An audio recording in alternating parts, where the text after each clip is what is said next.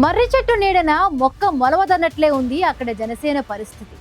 కాకలు తీరిన రాజకీయ యోధుడు మిత్రపక్ష నేతగా ఉండడంతో జనసేన అక్కడ మొహమాట పడుతోంది.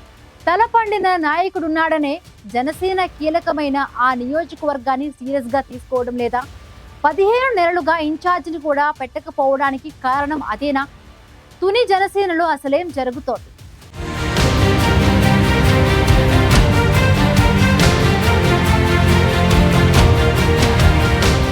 క్షేత్రస్థాయిలో పార్టీ మరింత బలపడాలి, స్వతంత్రంగా ఎదగాలని పదే పదే చెబుతూ ఉంటారు జనసేనాని. కానీ కొన్ని నియోజకవర్గాల్లో మిత్రపక్షం చేయందిస్తే గాని 4 అడుగులు వేయలేని స్థితిలోనే ఇప్పటికీ ఉంది జనసేన.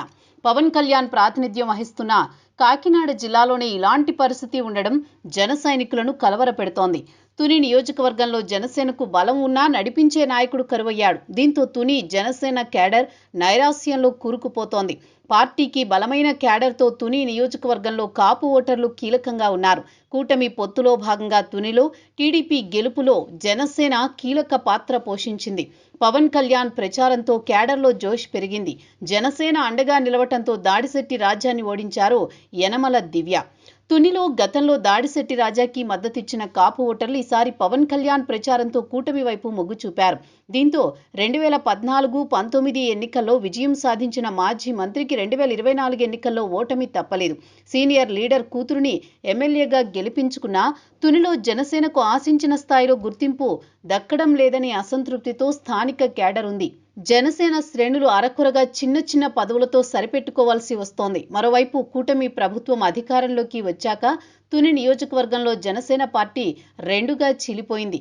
ఇందులో ఒక వర్గం టీడీపీకి అనుకూలంగా వ్యవహరిస్తుంటే మరో వర్గం వైసీపీకి మద్దతుగా నిలిచింది.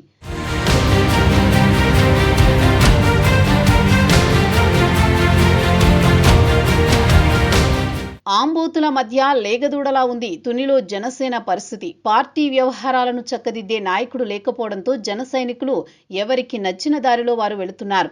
ఇటు వైసీపీ అటు టీడీపీ జనసేన పార్టీని ఎదగకుండా చేస్తున్నాయి.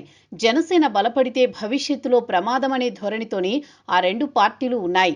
అదే సమయంలో జనసేనకు సానుకూలంగా ఉన్న నాయకులు ఆ పార్టీలోకి వెళ్లేలా ఉన్నారని వైఎస్ఆర్సీపీ కూడా భయపడే పరిస్థితి ఉంది. వైసీపీ నుంచి చేరికలు ఉంటే జనసేన తునిలో తమకు థ్రెట్గా మారుతుందనే ఆందోళన టీడీపీలోనూ అంతర్లీనంగా ఉందంటున్నారు. తునిలో ప్రస్తుతం టీడీపీ హవానే నడుస్తున్నా వైసీపీ నుంచి నాయకులు కలిసొస్తే జనసేన వాయిస్ పెరిగేలా ఉంది. అయితే అందరినీ ఏకతాటిపై నడిపించే నాయకత్వం లేకపోవడమే తునిలో పవన్ కళ్యాణ్ పార్టీకి పెద్దగా మైనస్ అవుతోంది. తమకు నాయకుడు కావాలని తుని జన సైనికులు ఎన్నిసార్లు మొరపెట్టుకున్నా అధినేత ఎందుకో స్పందించడం లేదు.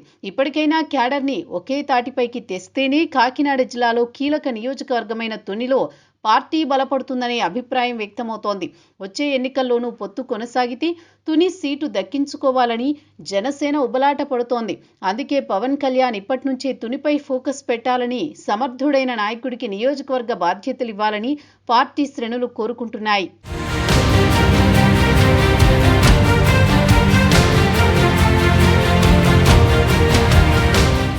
జిల్లాలోని పిఠాపురం నుంచి పవన్ కళ్యాణ్ గెలవడం, సామాజిక సమీకరణాలు అనుకూలంగా ఉండడం తునిలో జనసేనకు కలిసొచ్చే అంశాలని చెప్పొచ్చు. గ్రామీణ ప్రాంతం ఎక్కువగా ఉండే నియోజకవర్గంలో పవన్ కళ్యాణ్కి అభిమాన గణం కూడా ఎక్కువే. నియోజకవర్గానికి ఇంతవరకు ఇన్ఛార్జి లేకపోయినా తునిలో మండల స్థాయి నాయకత్వం బలంగా ఉండడం జనసేనకు ఉన్న మరో ప్లస్ పాయింట్. అందుకే గ్రామ స్థాయి నుంచి పార్టీని బలోపేతం చేయడంపై దృష్టి పెడితే వచ్చే ఎన్నికల నాటికి తుని కూడా మరో పిఠాపురం అవుతుందంటున్నారు.